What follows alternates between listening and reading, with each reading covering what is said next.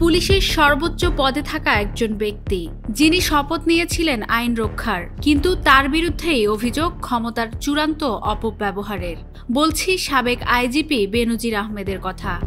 তার বিরুদ্ধে রয়েছে সম্পদ চুরি আর পাচারের ভয়ঙ্কর অভিযোগ। আজ বেনজির ও তার স্ত্রীর নামে যুক্তরাষ্ট্র ও মালয়েশিয়ায় থাকা সম্পদ জব্দ ও অবরুদ্ধের নির্দেশ দিয়েছে আদালত। সোমবার ঢাকা মহানগর জ্যেষ্ঠ বিশেষ জজ মোহাম্মদ জাকির হোসেন গালিবের আদালত দুদকের আবেদনের পরিপ্রেক্ষিতে এই আদেশ দেন। দুদকের পক্ষে সংস্থাটির উপপরিচালক মোহাম্মদ হাফিজুর রহমান এই আবেদন করেন। জব্দ ও অবরুদ্ধের আদেশ পাওয়া সম্পদের মধ্যে রয়েছে বেনজির ও তার স্ত্রীর নামে যুক্তরাষ্ট্রের নিউ ইয়র্কের বাফেলো শহরের $4,30,000 অস্থাবর সম্পদ, যুক্তরাষ্ট্রের স্ট্যান্ডার্ড চার্টার্ড ব্যাংকে বেনজিরের নামে 2 হিসাব এবং মালয়েশিয়ায় সিআইএমবি ইসলামী ব্যাংক বেরহাডে 2টি হিসাব।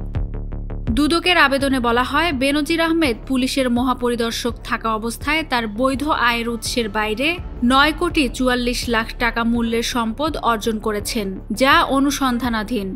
তদন্তে জানা গেছে, আসামি তার মালিকানাধীন ও স্বার্থ সংশ্লিষ্ট প্রতিষ্ঠানগুলোর স্থাবর ও অস্থাবর সম্পত্তি হস্তান্তরের চেষ্টা করছেন। ন্যায় বিচার নিশ্চিত করতে এসব সম্পদ জব্দ ও অবরুদ্ধের আদেশ দেয়া প্রয়োজন। বেনজির আহমেদ 2020 সালের 15 এপ্রিল থেকে 2022 সালের 30 সেপ্টেম্বর পর্যন্ত আইজিপি ছিলেন। এর আগে তিনি ঢাকা মহানগর পুলিশ কমিশনার ও র্যাবের মহাপরিচালক হিসেবেও দায়িত্ব পালন করেন।